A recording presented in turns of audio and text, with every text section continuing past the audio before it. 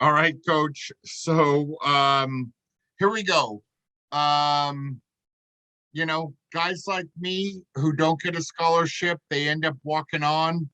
All right, fine, but um there's numerous athletes at the Division 1 level, or high school athletes who want to play at the Division 1 level. Um, the 4-star, the 5-star guys probably don't need a whole lot of help because they're getting pursued by the coaches.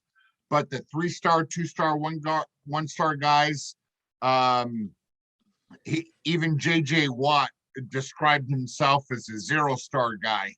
And I think that's funny because, if JJ Watt thinks he's a 0-star guy and doesn't get recruited, ends up walking on at Wisconsin and ends up being defensive player of the year in the NFL numerous times, I think that's something special. Yes, very much. So anyway, I'm a high school kid and I want to get your attention.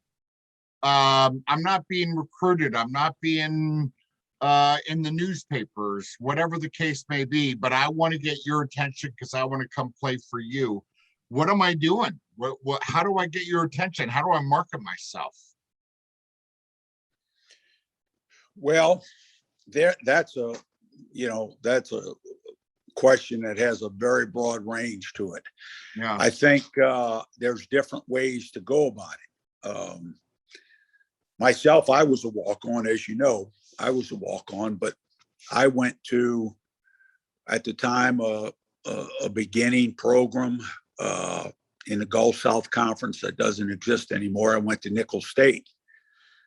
And that was, the grapes of wrath of football. I mean, we had very limited facilities and traveling and the whole thing. The program probably operated on a shoestring.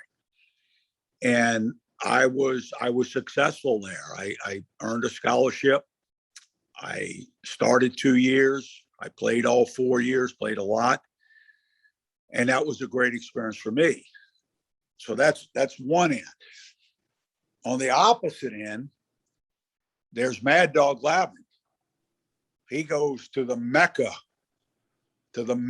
of football.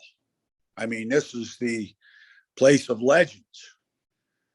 Goes there, earns a scholarship, plays fullback at SC, at USC.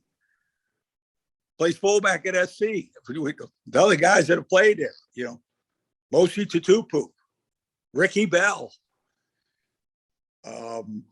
Sam the Bam Cunningham, Marcus Allen. I mean, this is a prestigious position, and this is like I say, the best of the best.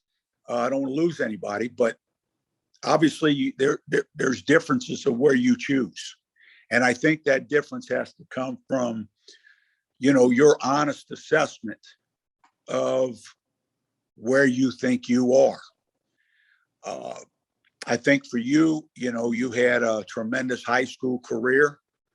And for whatever reason, you had the belief, the confidence in all of that to take on that challenge. In my situation, my numbers were not great in terms of my speed. I was a defensive back. I probably ran a 4.9. I was 5'11", probably 175 pounds, maybe 180 in high school. I blocked on offense. They always put me in a position to block, but I wasn't big enough to be a fullback. So I had to really assess, if I wanted to keep playing, I had to really assess what was my opportunity. I mean, in general, I would have went to LSU if I would have had my choice, being from Louisiana. But I also seen and played against some of the guys that were going to LSU. And they were certainly had better high school careers than I did. Now, I never lacked the confidence that I could play. I just made an assessment where would be my best opportunity. And it worked out great for me. I mean, great for me. Like I say, you chose a different deal, and you had a very strong belief in your ability to go compete at that level. But I think more than your talent level for a walk-on is your mental capacity. But I do think a guy's got to be very honest about his physical requirements. I mean, like I said, if you're a DB coming out of high school and you're on a 4.9, it's pretty tough to play in SEC. I mean, come on. I didn't play defensive back at Nicholls State. I got moved to linebacker because I was too slow. But, I was also still not real big. So there's a lot. I think the first thing is an honest assessment of where you want to go. I think it's the first thing you have to do if you're gonna continue your football career. Okay. I'm interested, if you're a high school kid and they want to contact you, Coach, is the best way to contact you via email, via phone call, via text, via Twitter, all of the above? How should they market themselves if they're not being heavily recruited, but feel they can play at your level at the Division I level? Yeah. And again, I made that sound like a very humble statement about myself. It really wasn't. I had confidence I could play. And there's nothing wrong with going USC compared to, I don't know, forgive me, Cal Davis.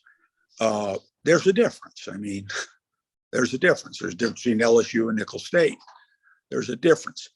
I had confidence I could play, but also measured where I thought I had the best opportunity. The best way, there's a lot of ways now, way better than when I came up in my last year playing football.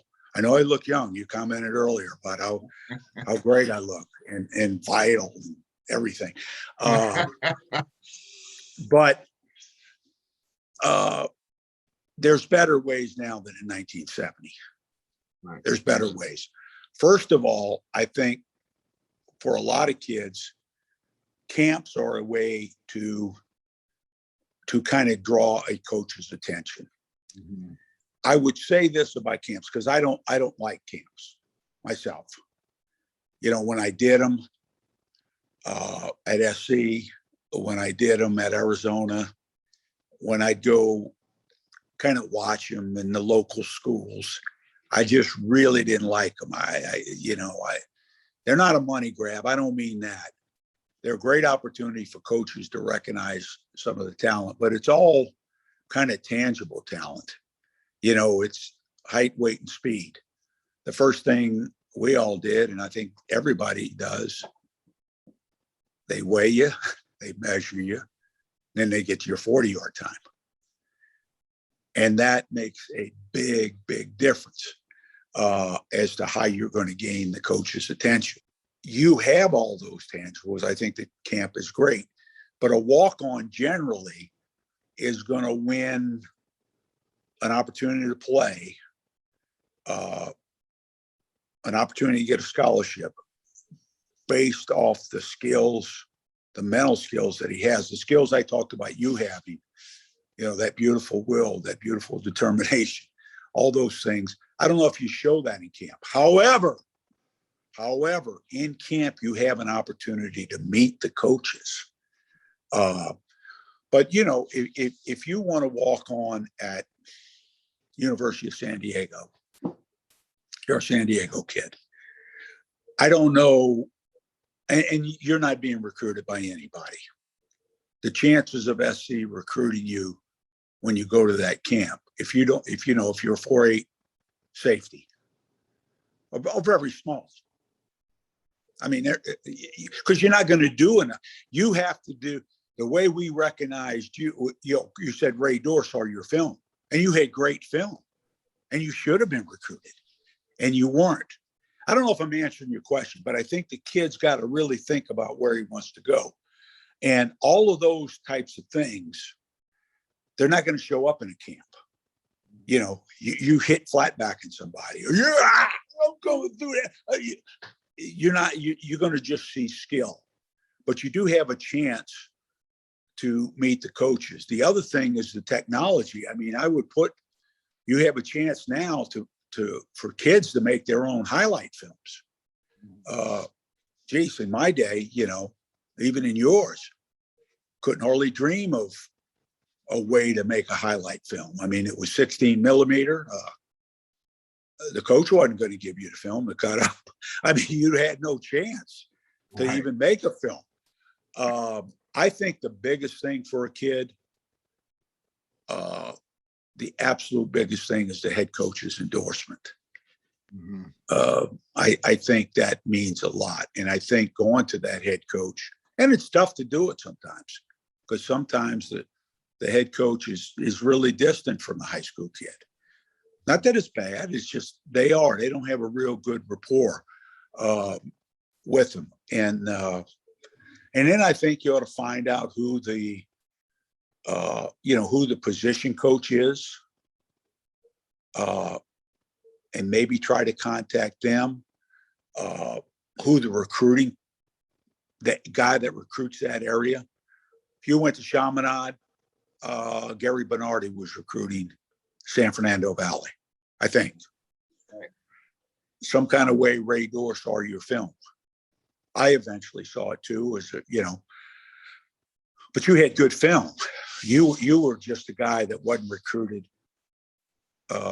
not because of talent, just because you got lost in the shuffle. I probably didn't get recruited because there were players better, and I had enough tackles. I had enough nice hits, but I told you my physical numbers, my measurables, nobody wants that, so you gotta get on that track, get in that weight room.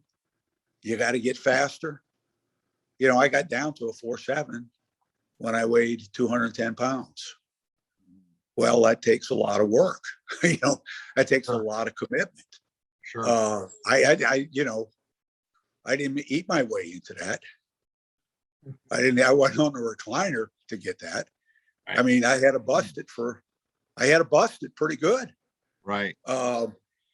And so I think all of that is the most important thing. But I think going to a camp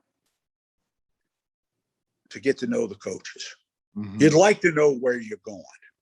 Right. Because, if you're just thinking, I'm going to walk, I go to Chaminade and I'm going to walk on. I might go to SC, I might go to Washington. I'm thinking about Stanford because, I got my grades, Cal, I like the Bay Area, whatever. You're never going to have, you got to kind of focus in, you got to kind of focus in on, where it's going to be. If it's San Diego State, if it's UCLA, I want to go there. I want to play football there. Then your focus, I think, needs to be on your head coach, getting a hold of everybody, getting the film, making contact with the position coach, making contact with the area coach. I think if you focus in on those, the area coach, the area position coach, you would like to play for a guy that appreciates the kind of things you do. Right. You got everything you wanted because of your desire, and you were able to exhibit your real strengths, which was your football character, your personal character, your determination, your will, your toughness. But you had to have somebody that appreciated that. Yeah, and it was because very easily, and I'm not saying me, I'm talking about somebody else, or somebody, because it sounds like but somebody could have said, man, we just recruited, Smoking Joe from wherever, Alhambra, and he was a 5-star recruit. We got to get him in there. That may be the theme of that position coach the whole time. Guys have some bad experiences as walk-ons. Sure. Because maybe the position coach,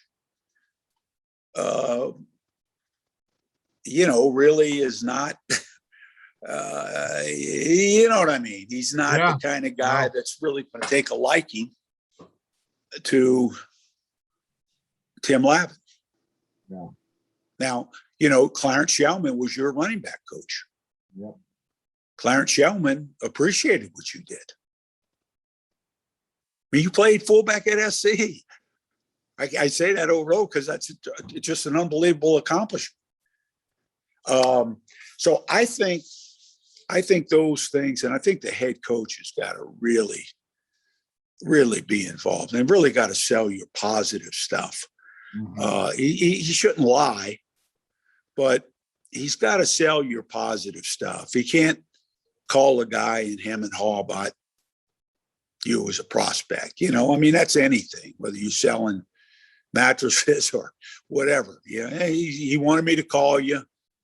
I'm filling that obligation. He's a good kid. I don't know what you want to do with him. I mean, hey, if the kid's willing to go continue his career, he's got something mentally about him. He's got some kind of toughness, and he's got some type of goals and determination that he ought to be at least given a chance to be recognized. And I think at the end of that, and you'll kind of know now because recruiting is so early nowadays. If you're not being recruited as a junior to some of these places, your chances are probably not real good. You need to start on that. You know what I mean? At least at the end of your junior year, you need to start on that. Right. And then if by your senior year you get looks, actually they're coming in kind of late. I mean, they're committing guys now to class 203. 23. The guys are sophomores. Mm-hmm. So it wasn't like that at one time, but it is now. So I think making that connection early, and another thing I would do too, when you talked about Wisconsin, I would search the places that have preferred walk-ons, and maybe they all do now. But part of that Wisconsin program, because my son coaches there. He's a linebacker coach and defensive coordinator there. And they recruit walk-ons. Yeah. They recruit them. So JJ Watt probably didn't have to go through everything I was just saying. Yeah. And I don't know if he had scholarship offers other places.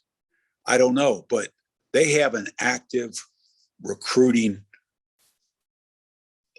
walk-on, and they just tell the kids, they go visit them. They do a good job of that. So, and they have from your knowledge of walk-ons, they have an unbelievable list of guys that have just played tremendous. Yeah. Not only at Wisconsin, but in the NFL. Yeah. So that's a long-winded question of what the kid should do. Too long-winded, but I think if they can retain any of this, that's some of the steps they need to start taking. Yeah. Their junior year, and their head coach needs to get it going. I think parents can get it going with helping them. But, parents, everybody knows their bias. Sure. So that head coach really, or a position coach, a kid that, the guy plays for, the kid plays for, that really believes in the kid, because there's some tremendous things that can happen when a kid has the will to play football. Sure. Absolutely. Coach April, I think out of all my coaches, starting at the age of 7 years old, you have been the most inspirational coach for a number of reasons. Number one, you gave me a nickname that I've had for 30 some odd years. I named my company Mad Dog because of you, maddogpromos.com, by the way. And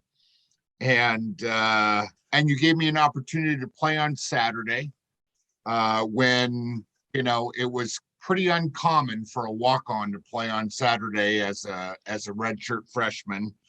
And then you gave me an opportunity to get a scholarship, which, you know, I think when I was coming out of high school, I think I heard the name, or people call me, you're living a pipe dream. It's never going to happen. Wishful thinking.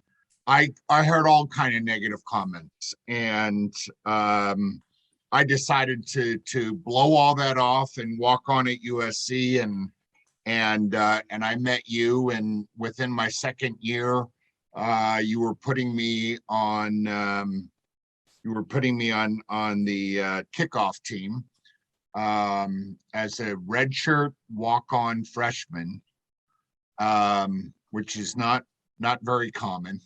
Very rare. And then in film, you're calling me Mad Dog, and it's a nickname that's stuck with me for 32 years. So you have been a very, very instrumental and inspirational person in my life, and I can't thank you enough for the opportunity, for what you've done for me, and for participating with me today, and hopefully giving some great advice to student athletes who are high school kids today who want to go on to the next level.